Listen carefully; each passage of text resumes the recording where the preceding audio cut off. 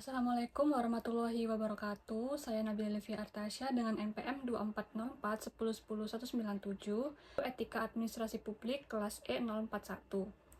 Jadi untuk jawaban soal nomor 1 yaitu konflik antara nilai absolut dan juga nilai relatif.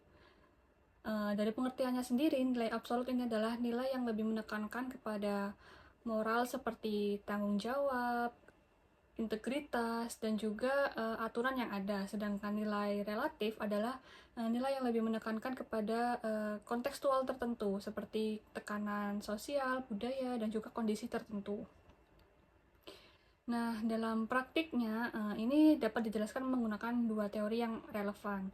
Yang pertama ada teori deontologi, yaitu teori yang menekankan pengambilan keputusan ini harus berdasarkan kepada aturan dan prinsip yang ada. Sedangkan teori yang kedua adalah teori utilitarianisme, yaitu teori yang lebih menekankan kepada pengambilan keputusan ini harus berdasarkan seberapa banyak manfaat yang bisa diterima oleh orang.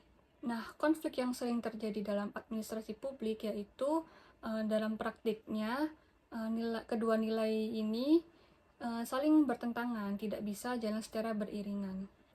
Contohnya seperti penegakan aturan pedagang kaki lima. Secara nilai absolut, para pedagang kaki lima ini tidak boleh berjualan di trotoar demi ketertiban dan keselamatan umum. Tetapi secara nilai relatif, mereka ini butuh untuk mencari nafkah. Nah, pemerintah ini bisa memberikan solusi seperti mereka tetap tidak boleh berjualan di trotoar, tapi memberikan solusi dengan pemerintah memberikan solusi seperti menyediakan tempat relokasi yang layak untuk pedagang. Nah, konflik seperti ini nih memang sering terjadi, tetapi bisa dijalankan secara seimbang jika dikelola dengan baik. Jadi, tetap berpegang kepada prinsip dasar, tetapi juga tetap memahami kondisi yang ada di lapangan, sehingga tidak tumpang tindih dan juga tercipta keadilan. Kemudian untuk menjawab nomor soal 2, yaitu jika ASN melanggar etiket, maka dapat dikategorikan juga ASN tersebut juga melanggar etika. Karena etika dalam administrasi publik tidak terbatas hanya dalam aturan formal saja, tetapi juga nilai moral yang seharusnya menjadi pedoman perilaku ASN tersebut. Etika dalam administrasi publik ini mencakup nilai seperti kepedulian, tanggung jawab, kejujuran, dan juga integritas. Sedangkan etiket adalah bentuk nyata perilaku keseharian dari nilai-nilai yang sudah disebutkan tadi, seperti sopan santun, keramahan, komunikasi yang baik, dan juga profesional dalam melayani masyarakat.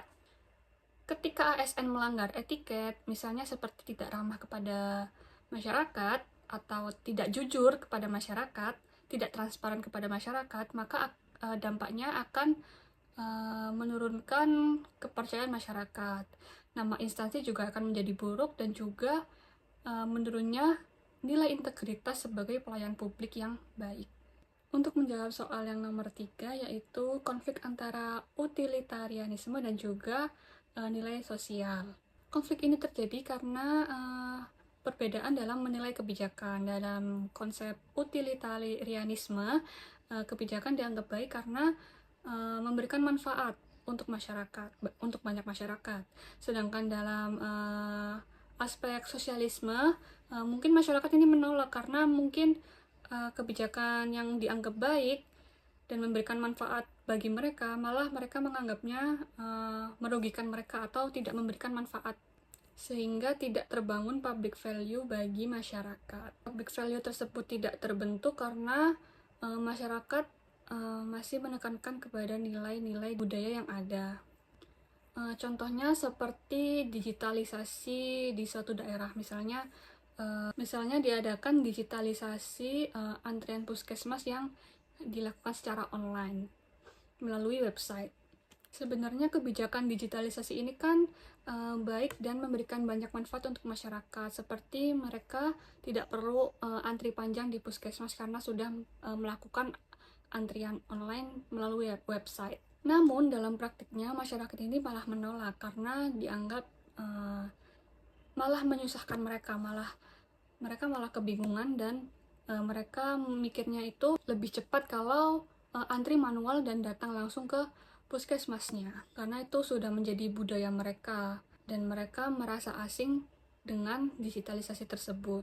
Konflik ini menunjukkan bahwa kebijakan yang dianggap baik oleh pemerintah dan memberikan manfaat bagi banyak orang ini belum tentu bisa diterima oleh masyarakat lokal, sehingga secara sosial ini bisa menghilangkan legitimasi kebijakan karena masyarakat tidak menerima kebijakan tersebut. Akibatnya, penerapan kebijakan atau implementasi kebijakan tidak bisa berjalan secara efektif. Solusinya, pemerintah ini perlu melibatkan masyarakat dalam membuat kebijakan agar kebijakan tersebut itu relevan dan masyarakat ini merasa dilibatkan dalam pembuatan kebijakan. Dan mungkin kalau memang kebijakan tersebut dianggap bermanfaat bagi masyarakat, maka bukan masyarakatnya yang disuruh beradaptasi kepada kebijakan, tetapi bagaimana kebijakan ini bisa secara bertahap bisa beradaptasi masuk ke dalam masyarakat lokal. Dengan cara misalnya kalau digitalisasi berarti dalam penerapannya bukan menghilangkan 100% cara manual, tetapi digitalisasinya yang beradaptasi perlahan-lahan masuk ke dalam masyarakat lokal, dengan juga didampingi dengan edukasi dan sosialisasi yang terstruktur agar masyarakat lebih bisa menerima kebijakan yang sebenarnya ini menguntungkan bagi mereka. Kemudian menjawab pertanyaan yang nomor 4, yaitu tindakan ASN yang sebenarnya sudah memenuhi prosedur, tetapi lebih mementingkan kepentingan atasan daripada kepentingan publik. Maka tindakan tersebut sudah dianggap sebagai pelanggaran etika birokrasi. Karena dalam administrasi publik, etika tidak dinilai berdasarkan prosedur saja, tetapi juga nilai atau tujuan dari pelayanan publik itu sendiri. Berdasarkan prinsip etika, tindakan tersebut itu sudah melanggar prinsip-prinsip etika seperti prinsip keadilan, prinsip tanggung jawab, prinsip kepedulian, prinsip integritas. Karena apa yang dilakukan ASN tersebut tidak berorientasi kepada kepuasan masyarakat, yang mana birokrasi seharusnya berorientasi kepada pelayanan publik, bukan sekedar loyalitas kepada atasan. Meskipun ASN ini secara administratif tidak melanggar aturan, tetapi secara etis menunjukkan adanya konflik kepentingan dan juga penyalahgunaan kekuasaan dalam birokrasi. Untuk menjawab pertanyaan nomor 5, pendidikan karakter ASN berperan langsung dalam meningkatkan kualitas pelayanan publik karena di dalamnya ini dibentuk pola pikir, perilaku, serta komitmen moral ASN dalam melayani masyarakat. ASN dalam bekerja harus berorientasi kepada pelayanan, akuntabel, kompeten, harmonis, adaptif, dan juga kolaboratif. Itu semua bukan sekedar teori, tetapi menjadi dasar panduan dalam ASN melakukan tugasnya. Yang artinya, pendidikan karakter ASN ini, ASN bukan bekerja sesuai dengan aturan saja, tetapi juga bekerja dengan sikap yang benar untuk menghasilkan pelayanan prima.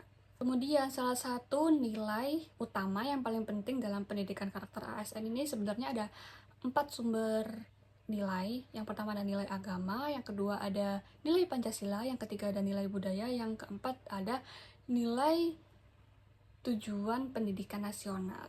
Nah, dari keempat ini yang paling penting itu sebenarnya empat-empatnya penting semua, karena semuanya dari keempat nilai ini saling berkaitan dan menjalankan perannya masing-masing. Maka dari itu untuk mengukur suatu karakter ASN dianggap baik atau tidak bisa diukur melalui integritas. Jika ASN memiliki integritas yang tinggi, maka ASN akan bekerja secara bertanggung jawab dan akan berorientasi kepada kepuasan masyarakat.